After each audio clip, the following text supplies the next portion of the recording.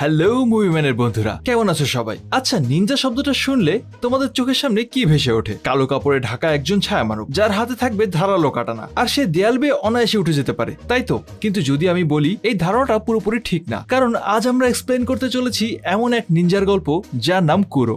দেখতে একদম গোলগাল লান্দু সুন্দুস একটা ছেলে, যাকে দেখে মনে হবে 2 আর 2 যোগ করতে গেলেও হয়তো ক্যালকুলেটর লাগবে, কিন্তু আসলে সে একজন ভয়ঙ্কর নিনজা। আর তার সমস্যা একটাই, সে প্রচুর অলস। আর এই অলস নিনজাকেই যখন এক হাই স্কুলে আন্ডারকভার এজেন্ট হিসেবে পাঠানো হয়, তখন যা যা ঘটে তা হাসতে হাসতে তোমার পেটেও খিল ধরিয়ে দেবে। তো আর এক মুহূর্ত দেরি না করে চলো ডুব দেওয়া যাক এই মজার আর অ্যাকশনের ভরপুর দুনিয়ায়। আর পুরো গল্প জুড়েই বরাবরের মতো আমি মুভিম্যান আছি তোমাদের সাথে। আমাদের আজকের মুভির নাম আন্ডার নিনজা। আমাদের আজকের গল্পটা জাপানের। প্রথমে আমাদেরকে দেখানো হয় জাপানের ব্যস্ত শহর, আর এখানে আমরা জানতে পারি এই সাধারণ মানুষের ভিড়েই লুকিয়ে আছে প্রায় 2 লাখেরও বেশি নিনজা। এরা কোনো কালো পোশাক পরে না বা মুখে মাস্ক লাগিয়েও ঘোরে না। এরা আমার আপনার মতোই ডাক্তার, ইঞ্জিনিয়ার, দোকানদার বা